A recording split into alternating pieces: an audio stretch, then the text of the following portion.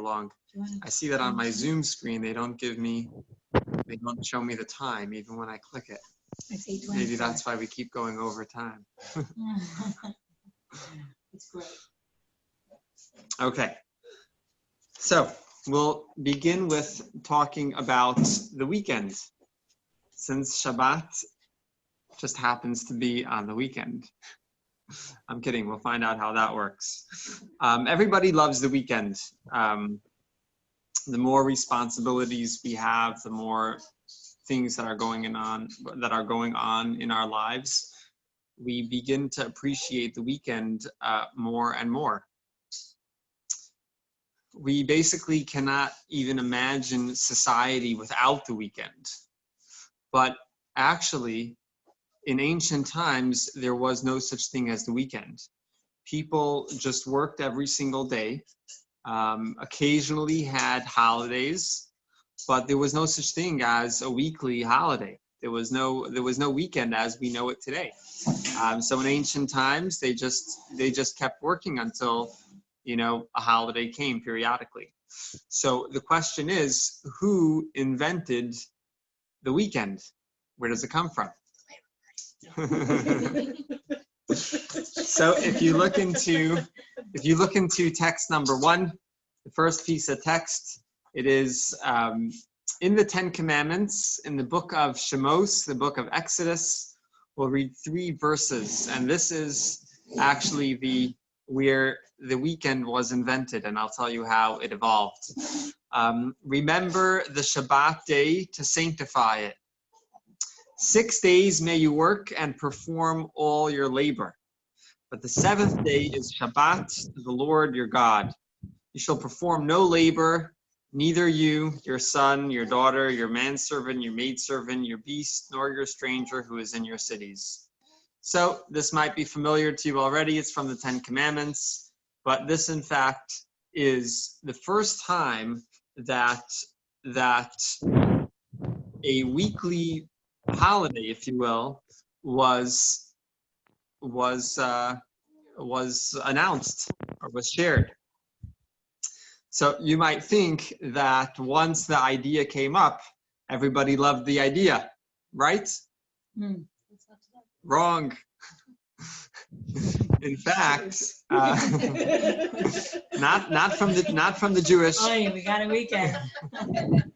I don't think the pushback was within the Jewish community, but actually about 2,000 years ago. I mean, it could be further back as well.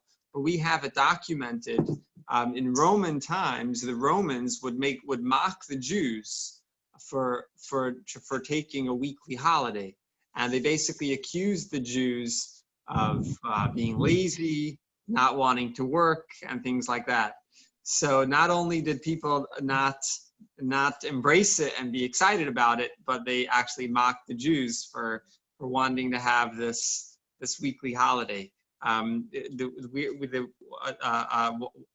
don't have this in the text, but I know this from famous person called Philo. He was a Hellenist Jew, and he was trying to defend the Shabbos to the Romans. And from his defense, you could see what they were saying. So he says things like, "Oh, the Jewish people are not lazy. There's reasons why, for the Shabbos and things like that." So from his response and from his defense, you could see what the attack against the Jews and what they were saying. So this is from about 2,000 years ago, plus minus. So it could be that there was some pushback prior to that as well, but this is where we have it recorded. But eventually, obviously, the weekend did kick off. We see it today in every single society. So at some point, I don't know exactly when, obviously the weekend did take off.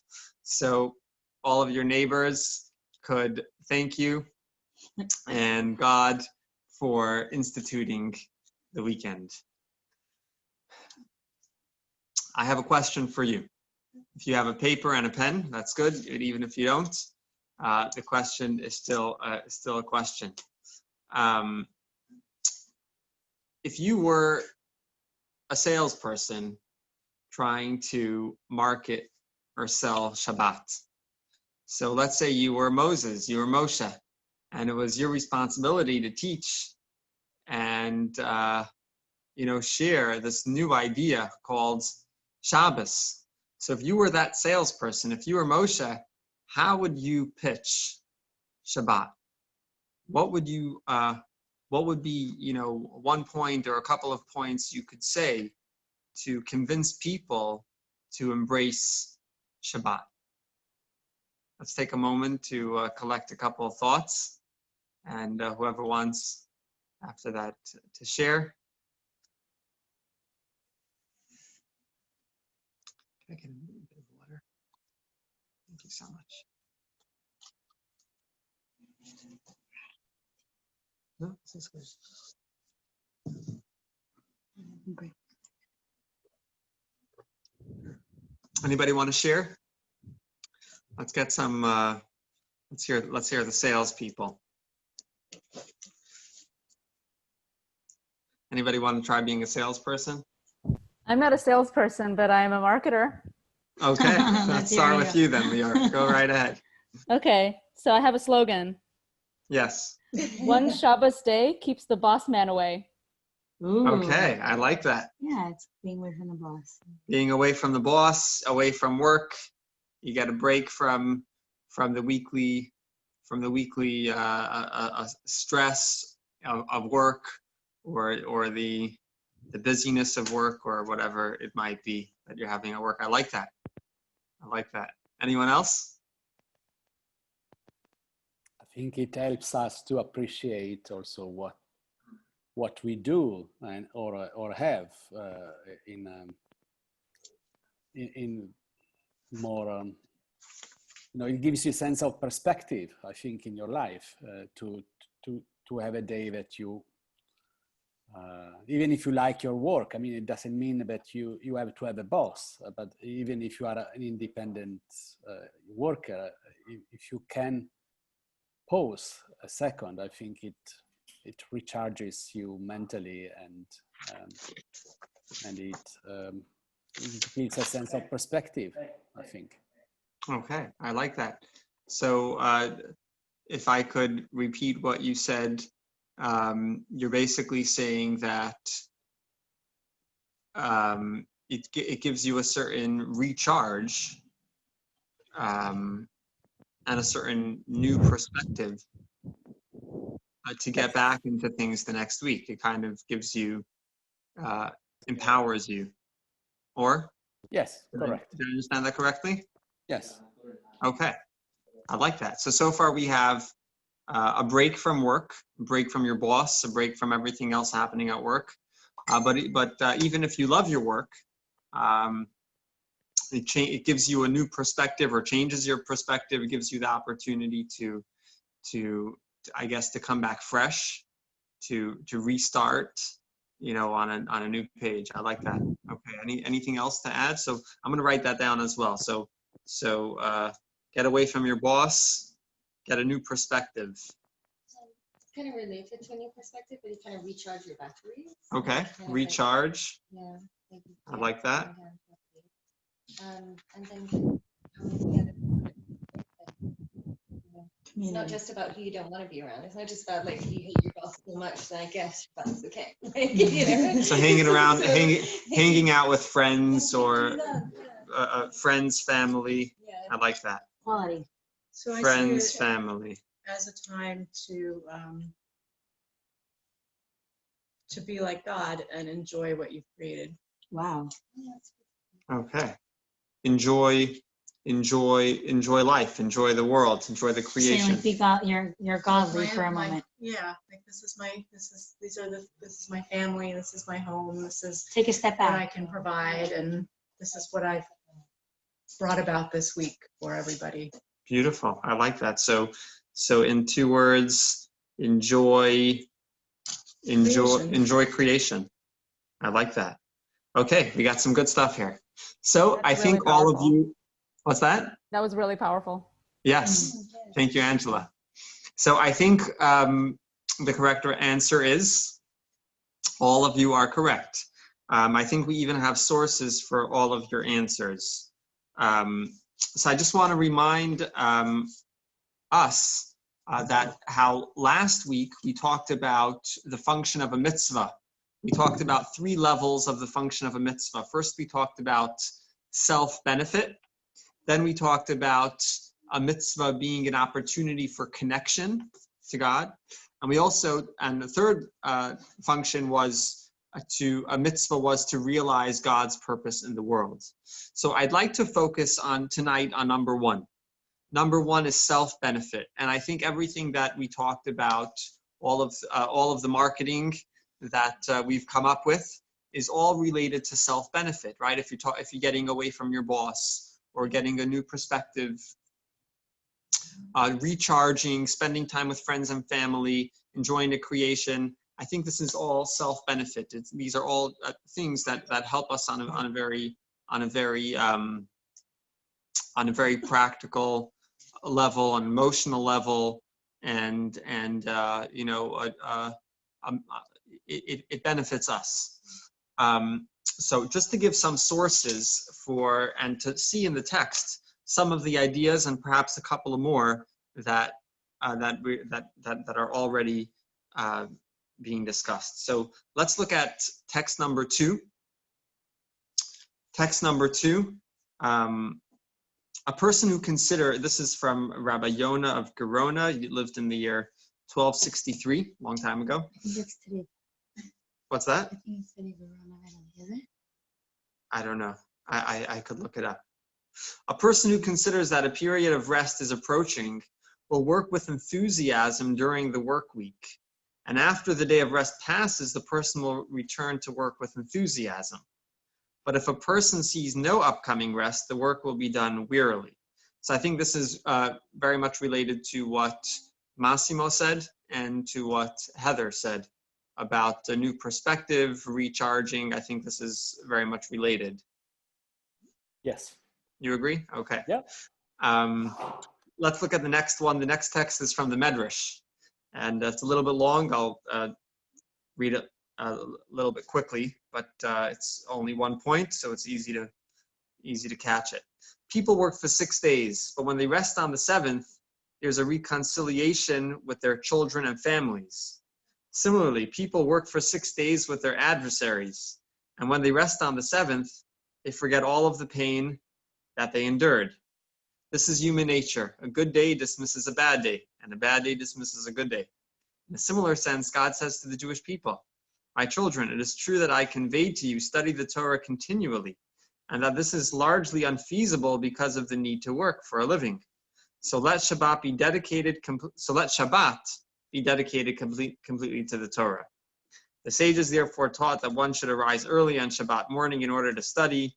One should visit the synagogue and study hall to study the Torah and the words of the prophets. Subsequently, one should return home to eat and drink, to fulfill the verse, "Go eat your food and with happiness, and drink your wine with a joyful heart." So I think here we're touching upon what Heather said about friends and family. Friends and family, spending time with friends and family. It also touches upon Lior's point. Lior said about having a bad day at work, if you will. So this gets you away from that. A good day pushes away a bad day. Adversaries, I don't know, not everyone works in a hostile environment, but I think it's just making a point. The point is that even if things are rough and even if it's stressful and things like that, you can get away from it. And I think it also touches upon Angela's point about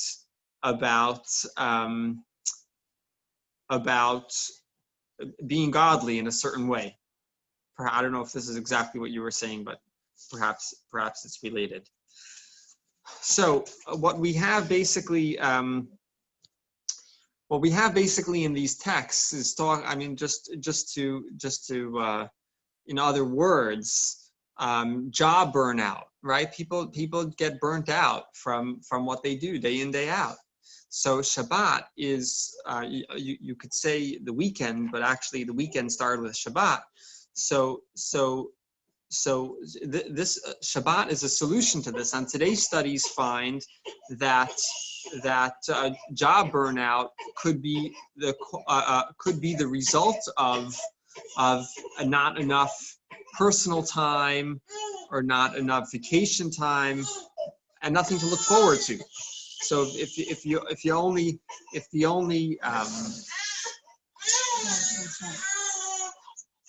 what's that? I should pause. It's no problem. If the only thing coming up in your life is more work, and there's nothing else to look forward to, that could create job burnout. So Shabbat is a certain solution for that.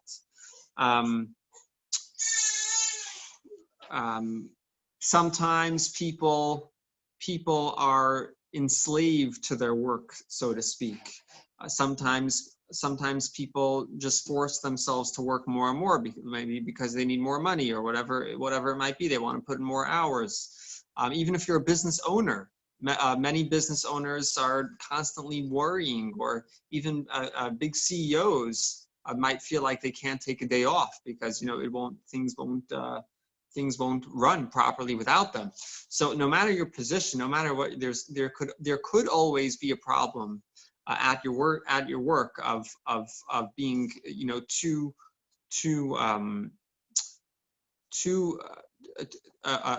working too much, if you will. So I think that this is even if you love your work, because and we'll talk about this. We'll talk about this more in just a little bit. So it's really yeah. We'll get to. We'll talk more about how this is beneficial, even if you love the weekday and you love your work life. How heavy is this cup? Who can give a guess? Anybody want to say how heavy is this cup? 1 ounce. 1 ounce. Okay. I'll give you a very what did you say, Massimo? Few grams. Few grams. I'll give you a very Jewish answer. It depends. It depends how long I hold it for. If I hold it for just a minute, it's no big deal. But if I'm holding it the whole day, my hand will become numb from just holding a cup of water that might weigh just a few grams. And in a way, there could be the same thing with work. If you work too much, it could be like holding a glass. It could be light, but if there's no stop, or there are not enough stops, then it could become it could be too heavy. So Shabbat provides a certain break that we need for our physical and emotional well-being. We talked about family.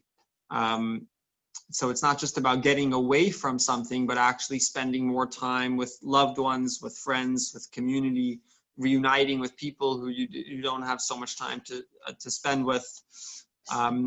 If you stop someone in the street, ask them, what's the most important thing in your life? If you take a poll, what's the most important thing in your life? Most people will probably say their families.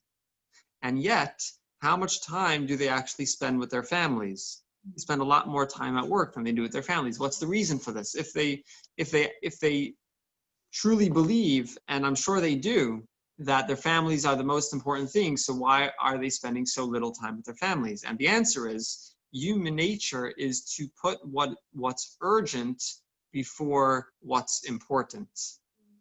Okay, so you have a deadline.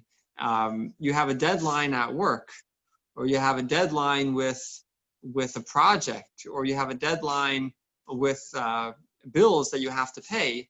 So it might not be as important as spending time with family, but it's certainly more urgent. Well, perhaps it's more urgent because it's due and the deadline is coming. So that's human nature. So Shabbos helps us in a way, puts a break to whatever, to the urgency, and allows us to focus on what's truly important in life.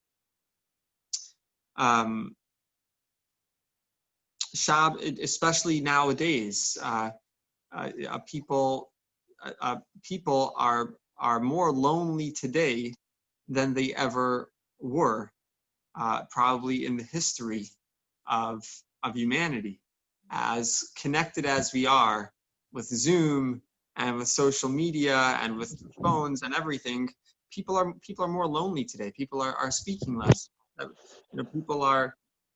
People are connecting less, and Shabbat, amongst many other things, gives us the opportunity to really connect on a proper level. In fact, I cannot think of anything in human history, that supported relationships more than Shabbat. Can you think of anything that supported relationships more than Shabbat? I would submit to you that Shabbat has done the most for relationships. What do you see?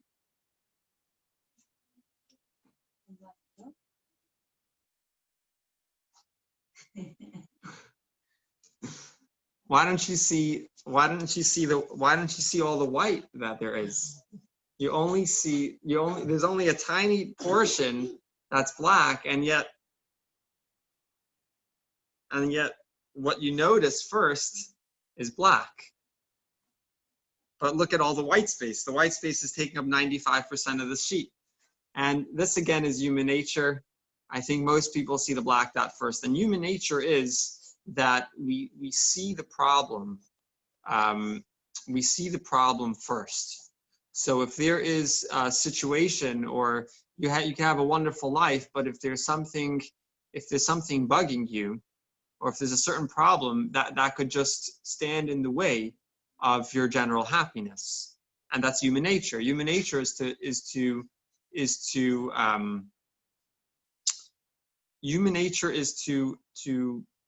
focus on the problem, rather than focus on everything else. That's just the way we're wired. I think most people, maybe there are some exceptions, but I think for the most part that's how we are. There are a lot of things that everyone has tremendous blessings in their life. Starting with the most basic things, we could see, we could hear, we could breathe without a problem. We could move our hands, our legs, we could walk, we could do all types of things. And these very often we take it for granted. It's only when you see someone who has a disability, or if you're in a situation that you have a certain limitation, maybe because you got sick, or God forbid something worse, all of a sudden you start to appreciate just the simple things of life, the white space that we don't often spend time thinking about. So there was a woman named Helen Keller. Everybody know her? She was both deaf and blind, and an amazing story. I remember reading it as a kid. And I think, if I'm not mistaken, she once said that in a way, everyone should, it would be good if everyone had a short time in their life that they would become blind or deaf, so they would actually appreciate the gifts that they have. So I don't think she meant that anyone should be harmed, but I think she was bringing out a point that the greatest gifts that we have are things that we basically take for granted.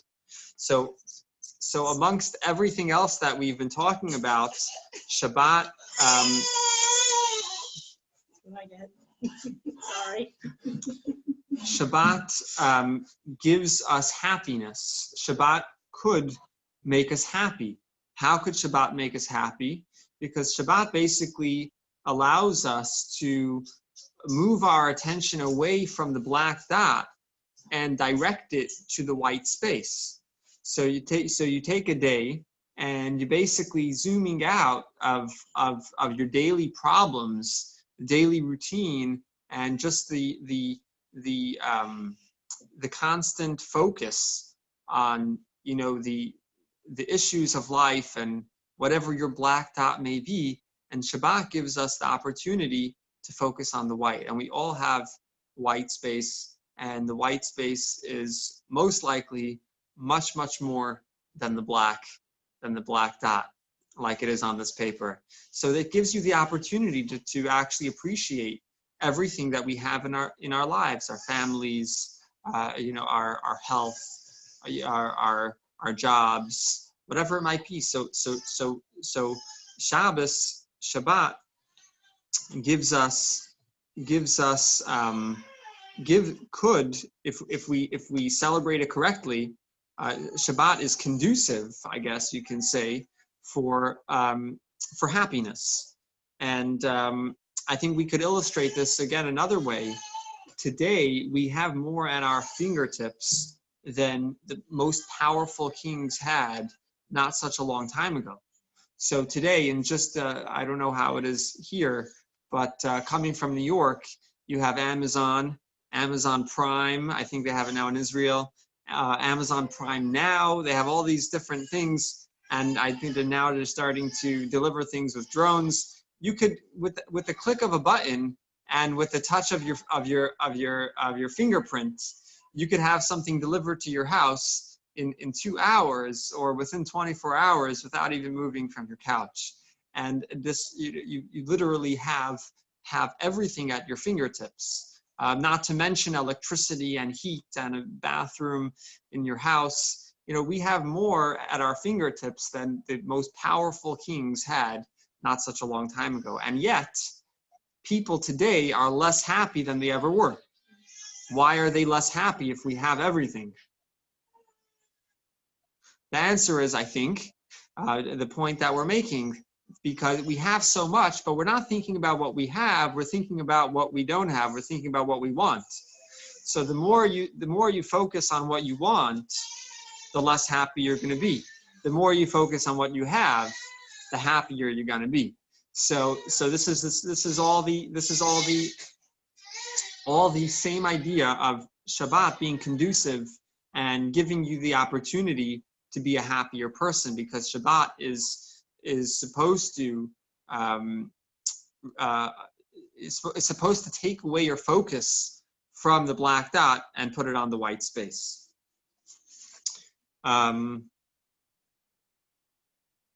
Okay, so what did we talk about? We talked about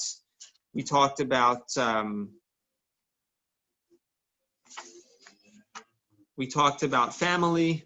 We talked about getting away from work. We talked about recharging. What else did we have here? I'm losing my notes. I don't know where I wrote that down. I wrote down a few things. Oh, here. Boss, perspective, recharge, friends, family, enjoying creation, happiness. I also want to take another moment to read the next text, and this is going to be very related, even if, and hopefully you love your job, and hopefully you love your work week. But here's something interesting. Besides for all the happiness and family time and all of these things, I just unplugging from the regular week is something very powerful. Let's look at the text from September 4th, 2016. This is a news piece, and the title of the news piece is Randy Zuckerberg Likes Unplugging for Shabbat. So we'll read this quickly. It's just making one point. Randy Zuckerberg, an entrepreneur, radio host, and sister to Facebook co-founder Mark Zuckerberg, discussed and encouraged unplugging from electronic devices on Shabbat while at the 1-to-1 forum in New York this past June. Zuckerberg, who currently has over 1.75 million Facebook followers, worked at the social media giant until 2011, when she founded Zuckerberg Media, a social media firm. Though she works in digital media, she still advocates taking a regular break and unplugging. Addressing the forum, Zuckerberg discussed the concept of unplugging from the perpetual connection to one's telephone. She said, "I find that it's so important in my own life.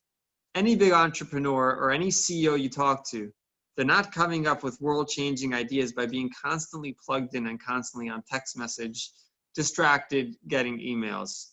You can only come up with those amazing world-changing ideas by giving yourself the time and space, distraction-free, to be creative."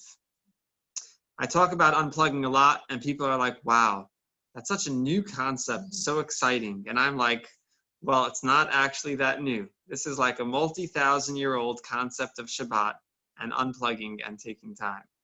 So this is from Randy Zuckerberg, who obviously is very, very into Facebook and social media.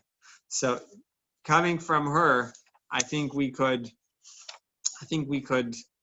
think about this additional idea that even if you love your work, and even if you love your work week and the weekdays, and you enjoy every day, that doesn't take away from the beauty of Shabbat, even in this regard of leaving work, because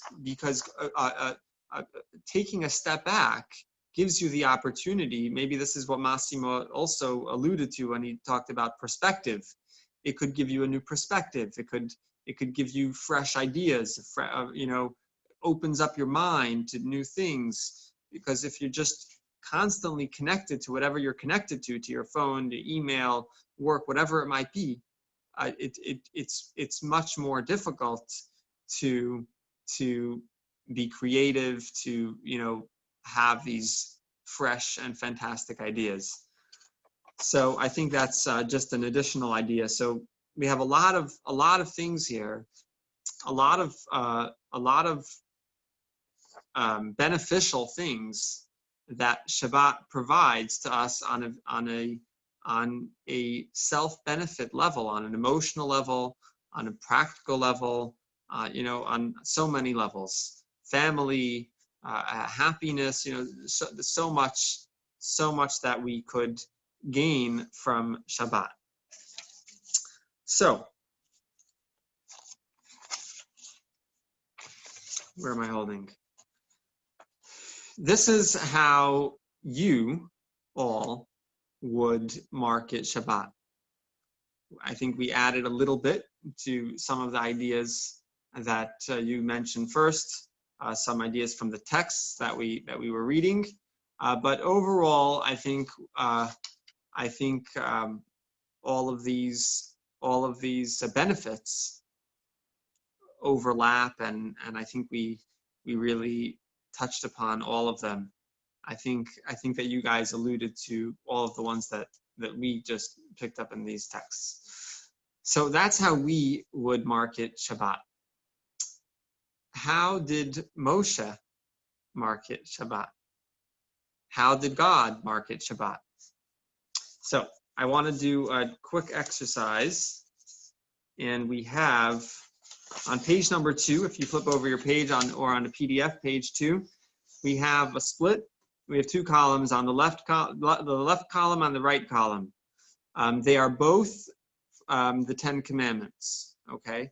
Now there's something interesting about the Torah. There are 5 books of the Torah. The first 4 books are, just the books of the Torah. The 5th book is unusual because it's kind of a repetition of the Torah. And it's basically Moshe speaking to the Jewish people just 5 weeks before he passed away. He's encouraging the Jewish people. He's trying to inspire them before he passes away. He's trying to motivate them and trying to teach them that, this is his last opportunity giving his last speech and his last encouragement to the Jewish people. So in fact, many things in the Torah are repeated in the 5th book. Okay, so the first 4 books are just the Torah. The 5th book is Moshe repeating many of that. There's nothing new in the 5th book. I mean, maybe some details, but there's no fundamentally new concepts in the 5th book of the Torah. One of the things that are repeated a second time is the 10 Commandments. Now, the 10 Commandments is not, and basically what Moshe was doing was he was reminding the Jewish people how God gave us the Torah. Not only that, at Mount Sinai, God himself said the 10 Commandments, and we heard it from God, and everybody was there to witness it. It was a major event. So Moshe obviously has a good reason to repeat it, because this was a very powerful event, and he was trying to remind the Jewish people what happened 40 years earlier. It was 40 years earlier, and he's trying to keep that experience alive for them. So on the left side we have the 10 Commandments, from the book of Exodus, the 2nd book of the Torah, and on the right side it's in Deuteronomy, or Devarim in the Hebrew, and you could see immediately that it's a different size. Now, we're only focusing on one of the 10 Commandments. We're only focusing on the commandment of Shabbat. There are 9 others, but just zooming in on this one, you could already see that the one in Deuteronomy is longer. So obviously they're a little bit different. So let's take a few minutes to read both, each one. Everyone just read it to yourself, these 2 versions of the 10 Commandments, and I would like you to try to find the differences between them. What are the differences between the 10 Commandments, the way it's recorded in Exodus, and the 10 Commandments the way it is in Deuteronomy, Devarim? Well, actually, this one commandment, it's the one commandment of Shabbat. But what are the differences? Maybe you could also mention a similarity or two, but I think it's more interesting to see the differences between them. So let's take just a few minutes to see what we come up with.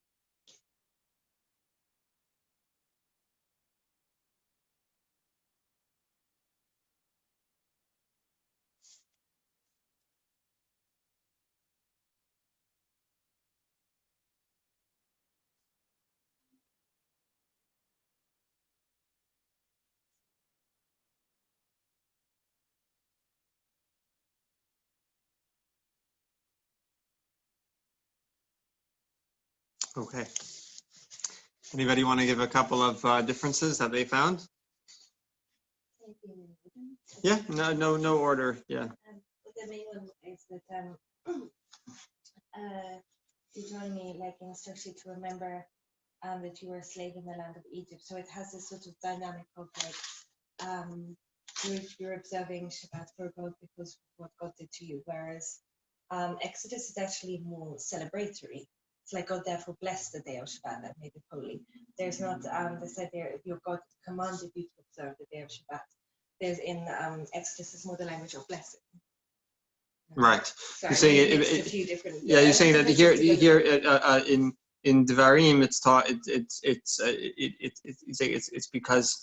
because we were slaves and God took us out of Egypt. Yeah. And in Exodus, you don't have any of that. It's basically saying celebrate Shabbat for what it is. Yeah.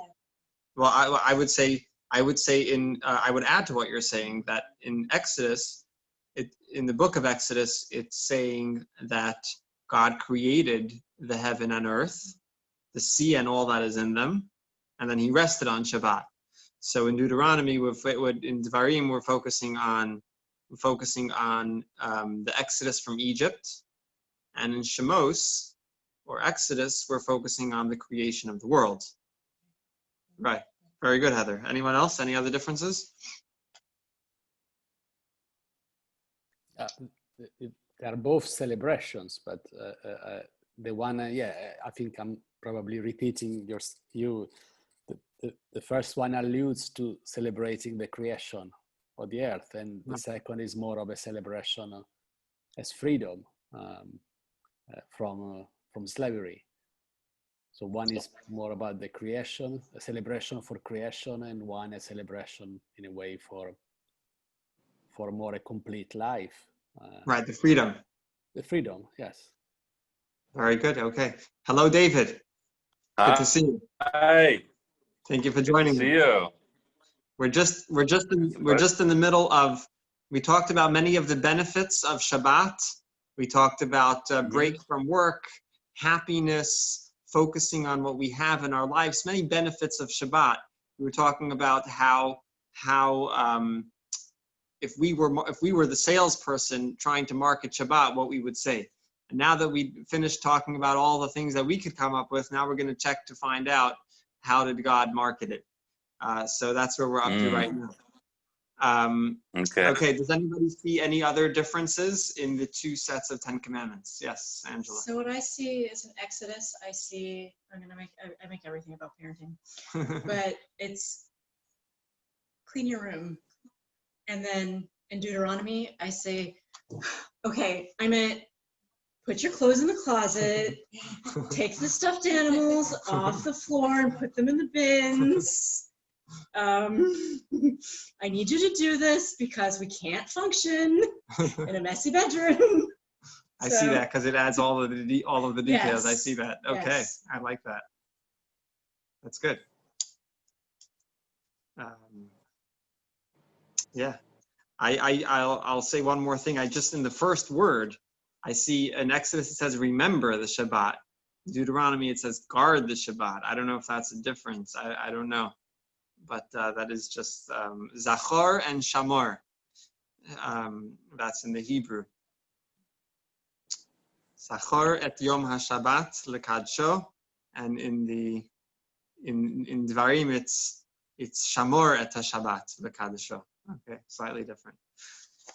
Okay, so there's no, this is the 10 Commandments. This is where God had his one opportunity to make a sales pitch for Shabbat. He didn't even mention one of the benefits that we talked about. Not even one. We talked about happiness. We talked about recharging, being rejuvenated, having the opportunity to be more creative, spend time with friends and family. We talked about some wonderful things, and here we don't even have one, not even a hint to any of these things. Oh, maybe you could say there's certain hints. I don't know. We'll get to that soon. But none of these benefits are here. You know, what's up with the marketing? So there might be other answers, but one answer is that the Torah God believed that there's something even more attractive to Shabbat than everything that we discussed up until now. Okay, so we discussed very powerful things that could really benefit us in our personal lives. But none of these are mentioned because the Torah believes that there's something even greater and a benefit even better than all of these things that we mentioned. What might that be? So one thing that we have is both versions of the 10 Commandments. Both versions of the 10 Commandments talk about Shabbat being holy. Okay? So just in the first line, you see, remember the Shabbat day to sanctify it. Or on the second column, you guard the Shabbat day to sanctify it. And then at the end, you say, it says, the day of Shabbat and made it holy. God therefore blessed the day of Shabbat and made it holy. So we have this idea of holiness on both sides of the column. What does this mean? What is it all about? So in order to answer this question, I'd like to talk about the Jewish calendar and calendars in general. Time. What is time and what is time measure?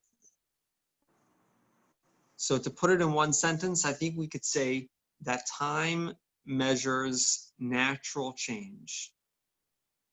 Time measures natural change. So you have a day is a cycle of darkness and light, at least in most of the world. Our cycle's just longer. Iceland included. Okay, we have white nights. We could still call them nights. So a day is measuring a natural change. You have darkness and light. This natural change is artificially divided into 24 parts, 24 hours, and then it's divided into minutes and seconds. But essentially and fundamentally, what the day is doing is measuring this natural change. You have a unit of day and night, and when the unit finishes, we start the next day. So day number 2 is marking the natural change from the day from the night till the next day. So the change from darkness to light, or from light to dark. What's a year? A year is the sun cycle around the earth. Once a year, the sun is back to the same position that it was a year before. This natural change of the sun is artificially divided into 12 parts, into 12 months, which roughly coincides with the changes of the moon. So as you all know, the moon becomes brighter and darker.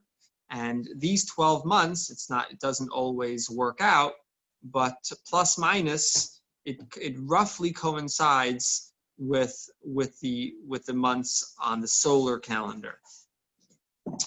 There are some calendars that don't take the moon into account at all. So for example, in Islam, they don't take the moon into account, and that's why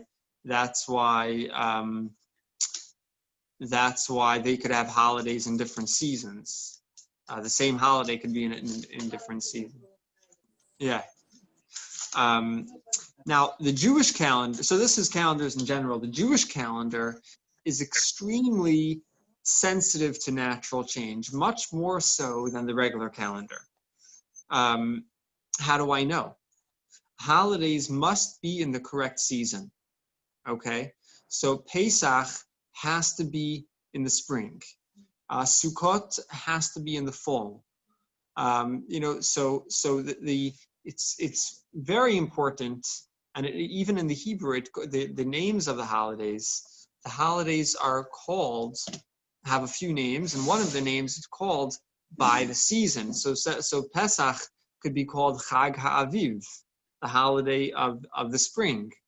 Sukkot could be called Chag HaKatzir, I'm sorry, what did I say? Now I'm confused. Stuff. Sometimes it's called stuff. No? Shavuot is Chag HaKatzir. You're right. In the harvest season. Shavuot is the harvest. And Sukkot is Chag HaAsif, when we're gathering all of the crop into the storage houses, right? So it's in the fall. It's in sync with all of the natural changes. So the Jewish calendar is extremely sensitive to natural change. So not only that, not only the holidays, but actually the months. The months go according to the moon.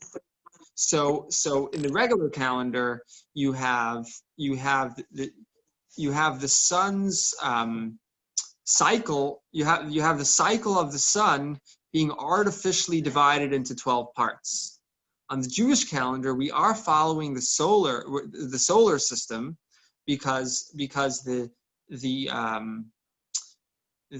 holidays always have to be in the correct season, but we also very closely follow the moon because the months go according to the moon. So when the moon is reborn, so to speak, when the moon becomes visible once again, that's when a new month starts. When the 15th day of the month is when the moon is the brightest. Always on the Jewish calendar, you could check your Iceland Jewish calendar. It won't fail you. The new one is coming out very soon. That's right. So the Jewish calendar is much more sensitive to natural change. So good. So that's what. So we're paying attention to the changes of the sun. We're also paying attention to the changes of the moon. Okay. So it seems so obvious. Why isn't the Jewish calendar the standard calendar? That leap month is kind of Oh, confusing. exactly. The answer is the math. The math does not add up because the lunar cycle is 11 days, or the lunar calendar is 11 days shorter than the solar calendar. So what do you do with 11 days? So the solution that the Jewish calendar has is that every 2 to 3 years we have a leap year. And leap year doesn't mean an extra day, it means an entire extra month. So that's how you make up for the 11 days. Every 2 to 3 years, there's a 19-year cycle, and in the 19-year cycle, there are set numbers when you have the leap year, but it's always 2 to 3 years. 2 to 3 years you'll have a leap year or a leap month, if you will, but where the entire month you have an extra 30 days. Now at the end, Imagine like another March, but March 2020. that would not be cool. No, at least it was good. Every 19 years, here's a fun fact. Every 19 years, because it's a 19-year cycle, the Jewish calendar and the secular calendar coincide. So your your Jewish birthday and your regular birthday are always going to be on different days. So for example, I was born on the 29th of November, and in the Jewish calendar, it's the 13th of Kislev. Okay?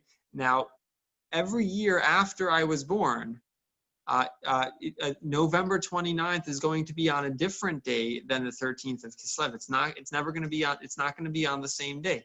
But when I'm 19 years old, it's going to realign. And then again, when I am when I'm 38 years old, I almost embarrassed myself right there. That was a quick save. When I'm 38 years old, in 9 more years, I'm going to also have the same. I'm going to have November 29th be on the 13th of Kislev. So that's how it works. So why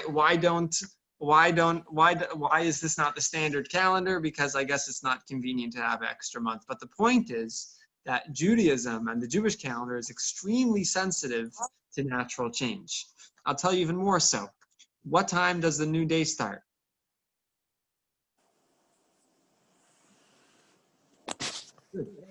I thought you would say at 12 o'clock, and then I would get to say you're wrong.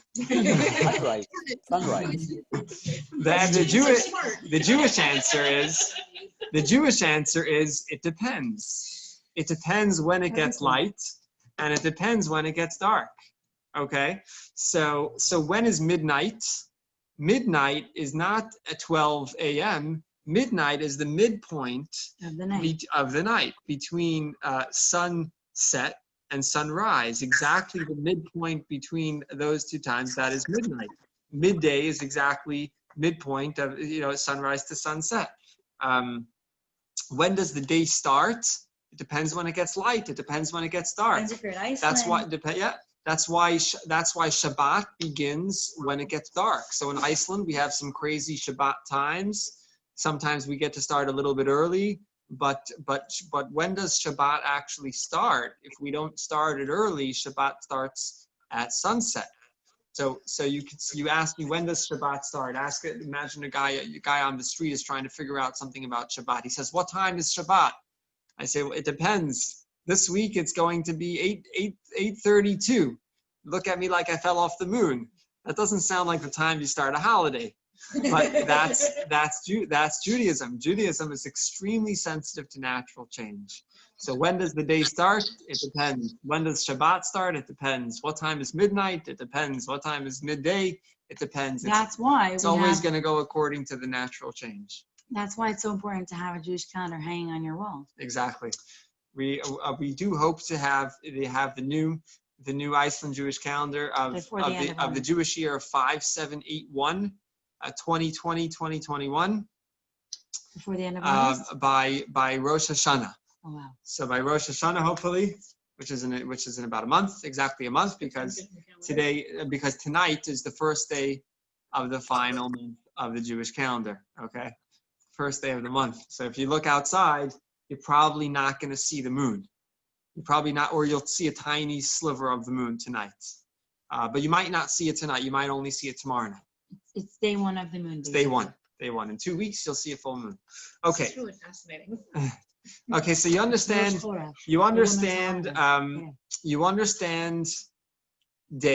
you understand night, you understand month, you understand year, right? Now we understand what is a year. A year is the cycle of the sun. What's a month? A month is a cycle of the moon. What's a day? It's the day and it's the unit of the day and the night. What did we miss? Week. The week. What is the week? What natural change does the week mark? What's that? Depends. Of course. Yeah.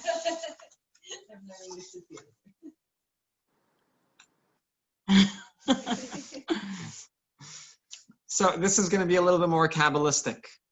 Okay, hold on to your chairs. According to the Kabbalah, I'm just making sure everybody's holding on. According to the Kabbalah, there is in fact a natural change from week to week.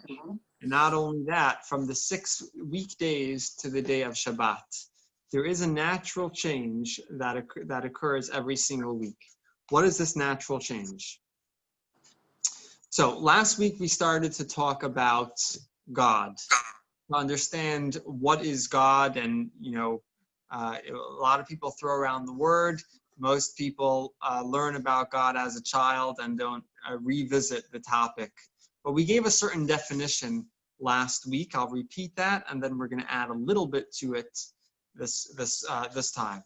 So last time we said that God is a transcendent force, which is the cause of all reality. Okay, that was the definition we gave for God. God is a certain energy, a certain force, which is the cause of the entire reality, all of existence. So today, let's go a little bit further and let's talk about how God relates to this reality. Okay, now this is from the Kabbalah. The Kabbalah teaches that there are 2 modes. There's the weekday mode and there's the Shabbat mode. And this is the natural change that we're talking about. There's a natural change in God and in the way God relates to reality and the way God relates to the world. And this is going to be the natural change. So there's the 6 day mode, the weekday mode, and Shabbat mode. And that's why there's a 7-day week. What does this mean? What are these modes about? So how did God create the world? If you look into the first book of the Torah, according to Judaism, how did the world come about? It came about through creation. How did God create the world? Through speech. If you look at Bereshit, which is the first chapters and the first portion of the Torah, there are basically 10 phrases or 10 sayings that God says. And by God saying, "Let there be light," there was light.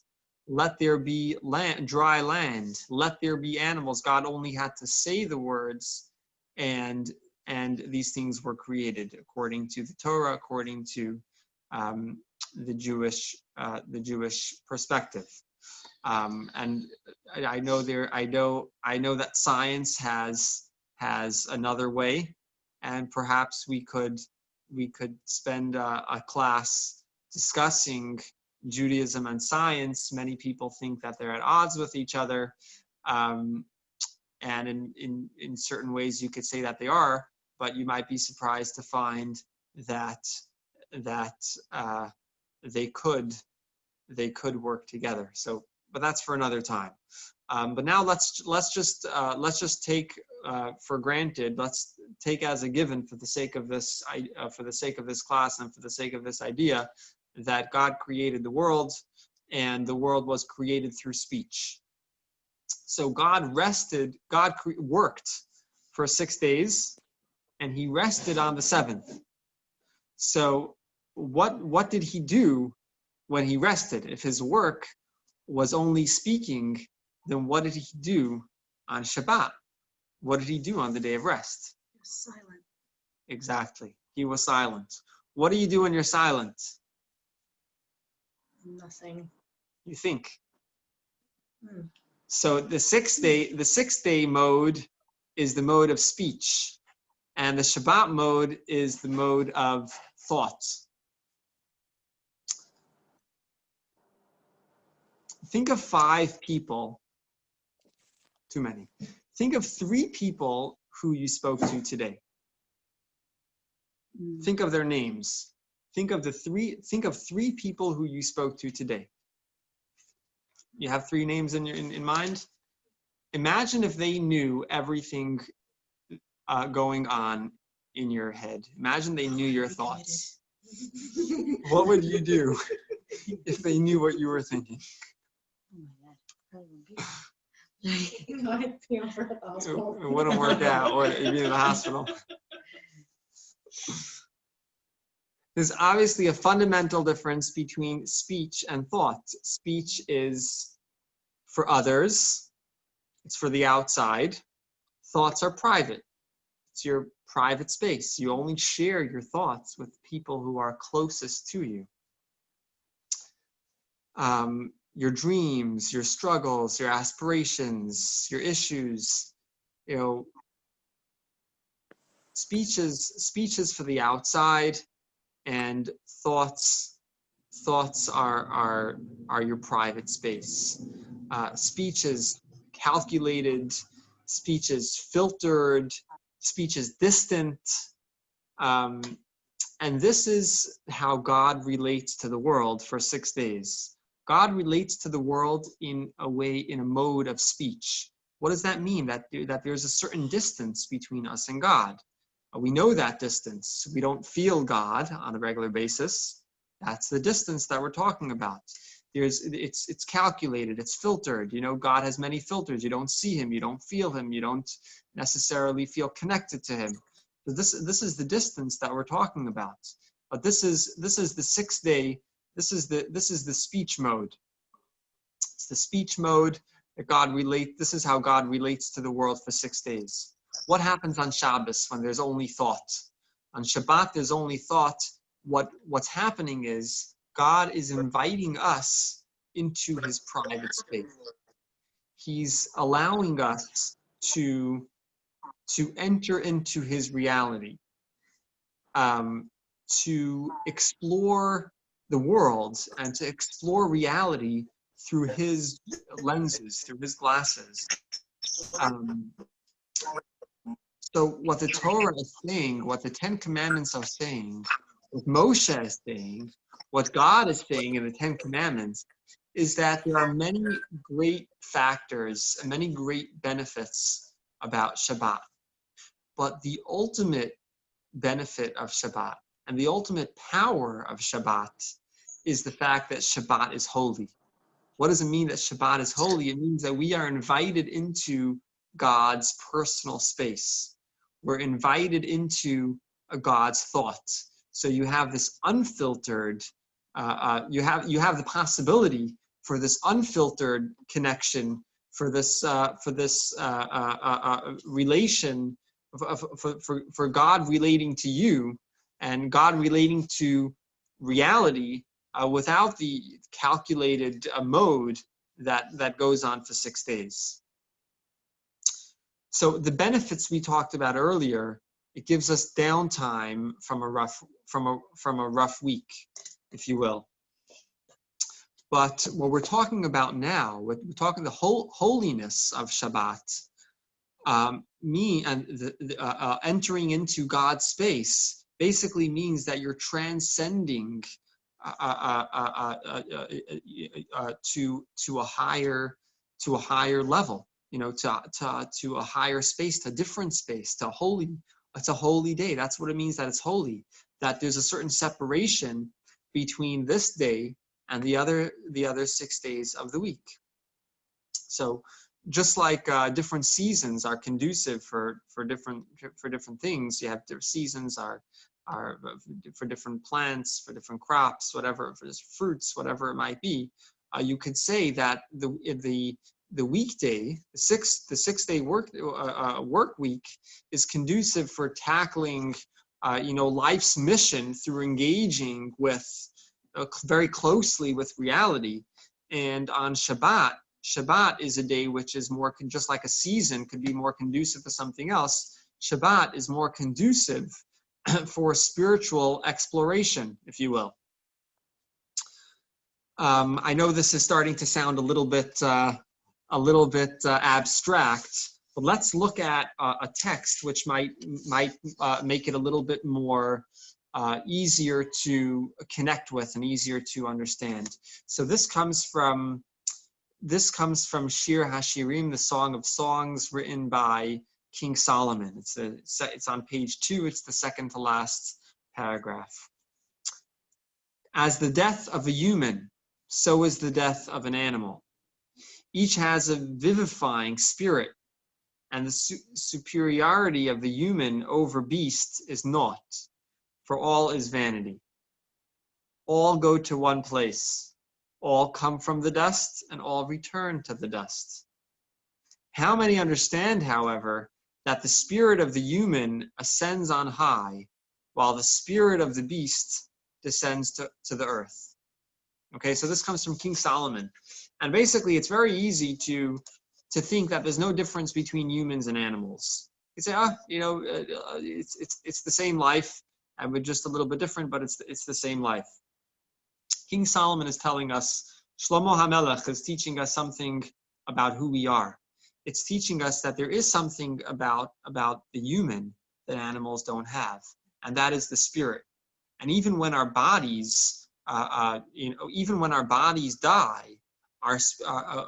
we don't call it. We don't only call it death. We call it passing away. What does it mean? What does it mean to pass or to pass on? It's because our spirit never dies. Whatever you want to call it, you call it a soul, a neshama, spirit, whatever it is. We have a spirit. So we have something. We have something that not all living creatures have. We have the spirit, and the spirit could go beyond ourselves, and the spirit could reach for the heavens. He's telling us that there are two aspects to the human being. We're made up of a body, but also a spirit. So while our body is drawn to animalistic desires and animalistic habits and things like that, our spirit is looking for something more, and our spirit is more purpose oriented. So if one day you wake up and you're looking for a life of meaning, it's most likely your spirit that you're more in touch with on that day. And if you're feeling more animalistic, it's because you're a little bit less in touch with your spirit. But there's actually two parts to the human being.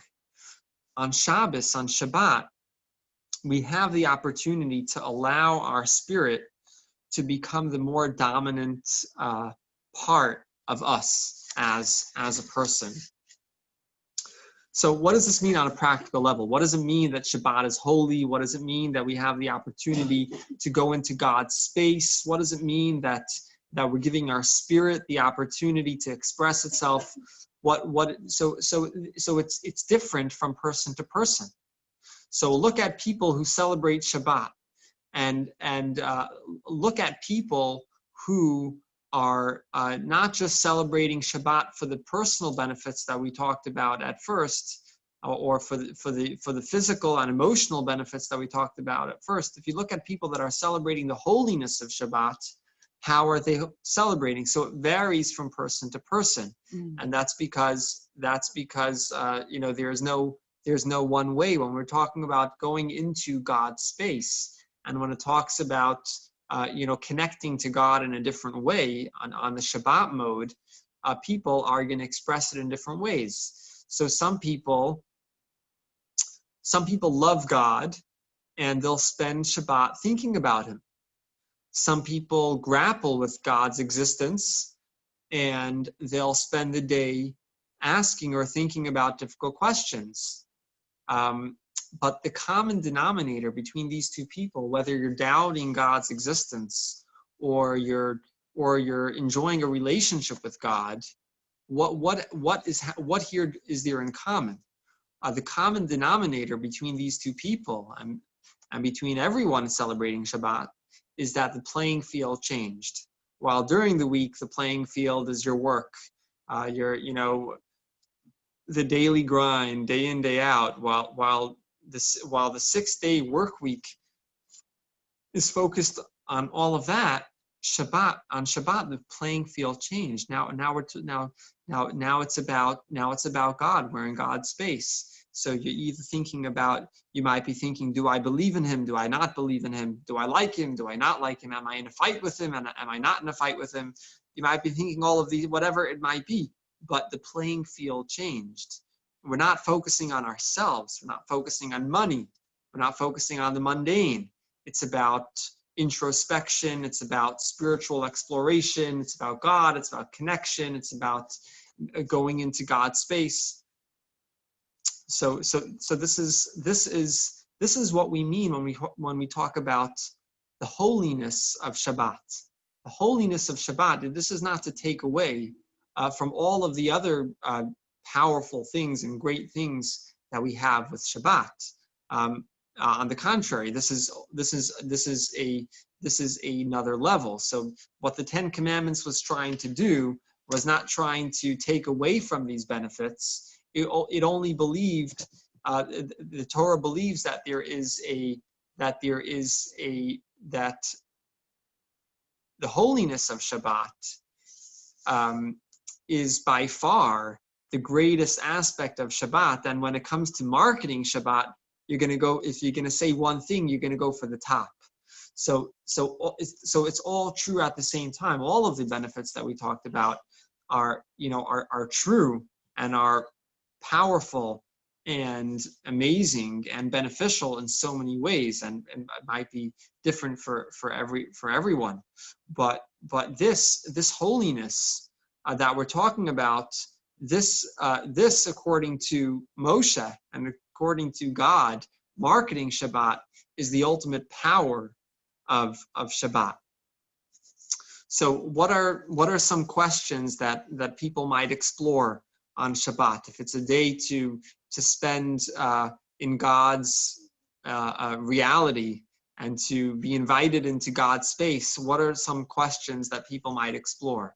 So Shabbat is about connecting with God. It's about pondering the most important questions about Him. What are some big questions about God? Anybody want to say anything? I can say a few. You can say a few if you'd like. Did God create the world? Is He involved with us? Did He set a purpose for the world? Did He set a purpose for us? So these are big questions that people might think about. Anybody want to add any heavy or questions that people might ponder on Shabbat, or questions that might be good to think about or ponder on Shabbat? Anybody want to say anything?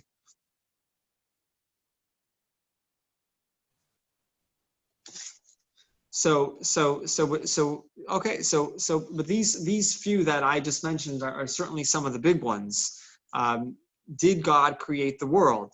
Is he involved with us? Is there a purpose for us? Is there a purpose for the world? So now, Why is there suffering? what's that? Why is Why is there suffering? That's a great Good things question. happen to Bad things happen. Why do bad things happen to good people? bad things happen These to are good people, good questions. things happen. These are important. These are heavy questions, and these are important questions that we need to grapple with. And it might be appropriate on Shabbat, and Shabbat is conducive for for entering into this space. And now thinking about things that are more spiritual, more godly, if you will. Now, back to the 10 Commandments and to the two versions of the commandments, I'll show you that the 10 Commandments allude to these questions. Okay? So again, looking at some of the differences between the two sets of the 10 Commandments. In Exodus, it talks about the creation, right? So one of the big questions, did God create the world? So creation is mentioned. In Deuteronomy, it talks about the Exodus. What does that mean? That means that God is involved with us. He saw that we were in slavery and he freed us. He gave us freedom. So God is involved with us. So that, so the question, is God involved with us? So the 10 Commandments is alluding to what is the holiness of Shabbat. The holiness of Shabbat is getting involved in these, in these issues and these questions. The Exodus also hints to the purpose, because it talks about creation. If God created the world, there must be a reason. So this might lead you to start asking the question of what the purpose might be. What's the purpose of the world? What's my purpose? Deuteronomy also hints to the purpose, because it says that God took us out of Egypt. If God took us out of Egypt, why did he take us out of Egypt? Is there something that he wants us to do? Is there something that he wants us to accomplish? Deuteronomy also hints to the fact that God might be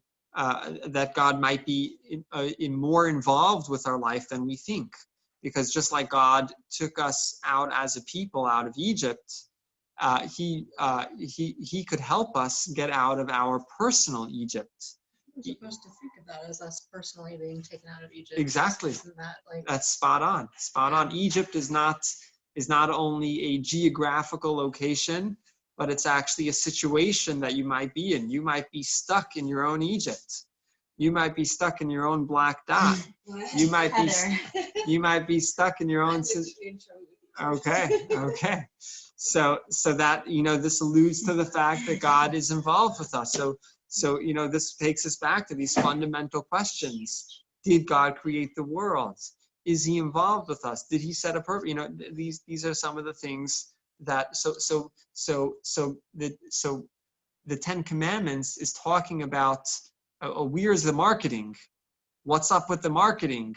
So it talks about the holiness. That's clearly talks about the holiness clearly. What is holiness? Holiness, it might be different for everyone. So the 10 Commandments is only alluding to some of the big questions that we might want to get involved with on when we enter into a higher space, a space for our spirit to express itself, for our spirit to flourish, to our spirit to celebrate itself and to celebrate us. Both versions of the 10 Commandments telling us that while the weekday is about running our lives and trying to achieve our mission in this world by directly engaging with the world and directly engaging with reality, Shabbat is about going beyond the mundane, and it's about exploring within ourselves, exploring our own spirit. So focusing less on the body and more on the spirit. Of course, we have wonderful Shabbat meals. The first one I thought about was challah, but I'm like, Challah, yeah. I think the challah is I'm like, that's conducive. really not a Moses time. That's like Yeah. 1700s. The good meal is conducive to taking it easy afterwards, I guess. So that's what Shabbat. That's the holiness of Shabbat. It's moving beyond the body, getting more in touch with the spirit, getting more in touch with something higher, and exploring deeper within ourselves. It's personal. It's the day is it's a personal day. It's deep. It's godly.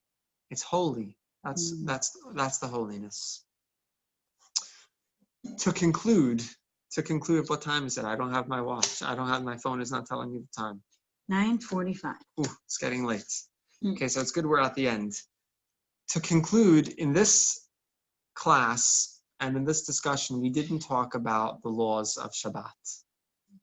And there are a lot of laws, but we didn't talk about any of those laws.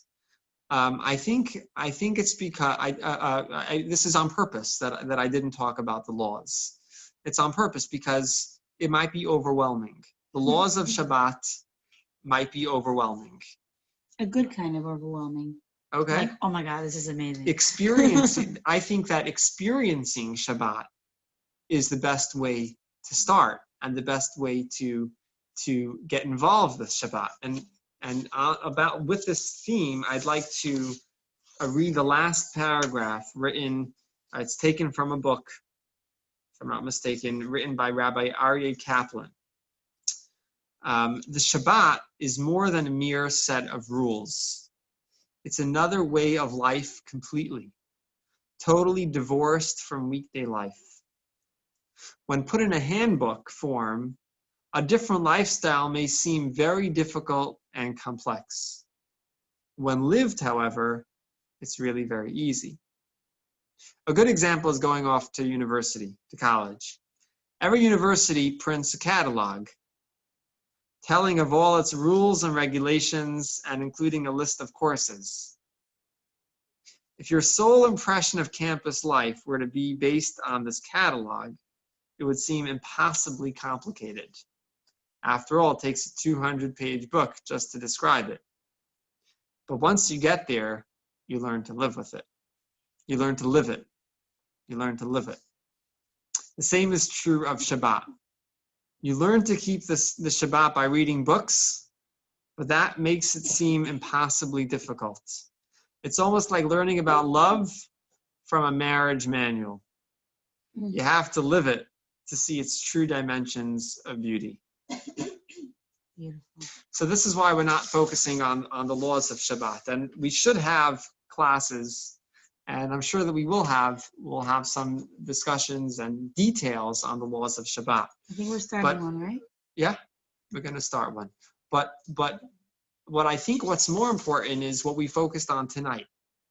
What we focused on tonight, because what we're talking about tonight is really the soul of Shabbat. The laws are like the body, but now we're talking about the core. This is the core of Shabbat. It's the soul of Shabbat. And that's really the goal. The goal of all of the laws is to touch the soul of Shabbat. In last week's class, we talked about how Judaism is not all or nothing. Remember that? We don't believe in labeling Jews Reformed, Conservative, Orthodox, saying I do this, I do that.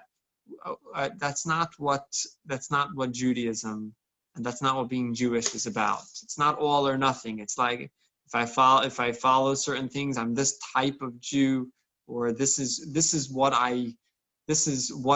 are the things that I do, these are the things that I don't do. So Judaism is not black and white. Judaism is not all or nothing. In the same way, I'm going to say that Shabbat is not black or white. Shabbat is not all or nothing. So it's not like oh, if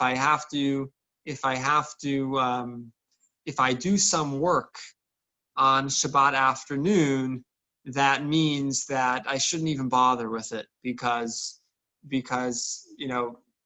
it's not everything. Shabbat, like Judaism, is not all or nothing. Every part of Shabbat that you celebrate, if it's a Friday night, or if it's just a few hours on Friday night, or if it's Shabbat morning, doing something in honor of Shabbat, something to celebrate Shabbat. You celebrated Shabbat, and you took part in this amazing experience. And yeah, it's great if you celebrate Shabbat 100%, but Shabbat is not all or nothing. It's not all or nothing. Every moment of Shabbat is special, is unique, and it's a mitzvah. So I would encourage all of you after this class to think about starting somewhere. To think about, or if you already started, to think about what more of Shabbat could I implement in my life. And it's a journey. It's a journey, and the most important thing to remember is that it's not all or nothing. So just to give a quick summary of what we talked about, we covered a lot of things. Just to give a quick summary in 30 seconds, we talked about the basic benefits of Shabbat. We talked about getting away from work. It's actually what gave birth to the weekend, the idea of the weekend. It came from Shabbat. So getting away from work. Spending more time with family and friends, having the opportunity to recharge. So you're looking forward to something, and then this holiday, this day gives you the opportunity to recharge, to be motivated, to get a new perspective, to be creative, new ideas, things like that. It gives us the possibility to have true happiness, because it gives us the opportunity to move away from the black dot, to move away from focusing on the problems of life, and to focus on the rest of the page, the white page, the beauty of life, the blessings that we have, what are the things that we might take for granted, even the most basic things that we might take for granted. Shabbat, and we have much more than that. We all have much more than that. We all have so many opportunities, so many blessings, so many wonderful things in our life that we could be thankful for, our relationships, our families, our livelihood, everything. And this is really a really good way to become a happier person, to focusing less on what we want, focusing more on what we have. So these are, on a basic level, these are all the benefits of Shabbat. On a deeper level, and what God was trying to market, what Moshe was trying to market, was the holiness of Shabbat.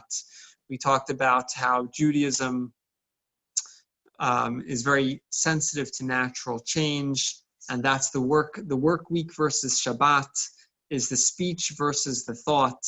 The speech is calculated, the speech is filtered, the speech is a certain disconnect. Shabbat is holy. What does holy mean? Holy means that we're being invited into God's private space, God's private space, and it's basically giving the opportunity for us to express our spirit, our soul, to explore within ourselves, to find the beauty of holiness, of spirituality, to grapple with the most fundamental questions of life and God, and to try to really connect with ourself. At the end, it's really about connecting with yourself, your spirit, what life is all about, what you're all about, what the world is all about. And that's holiness. That's what it means to be holy in Judaism. It's personal, it's deep, it's holy. So I'd like to end off by wishing everyone a Shabbat Shalom.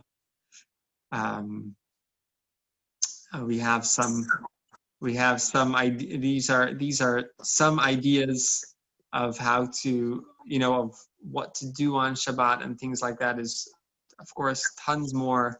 But I think the key to remember is that it's not all or nothing. And you should either start somewhere, or if you already started, to find, to think about what more you could implement, what more of Shabbat you could implement in your life. Shabbat Shalom. Shabbat Shalom.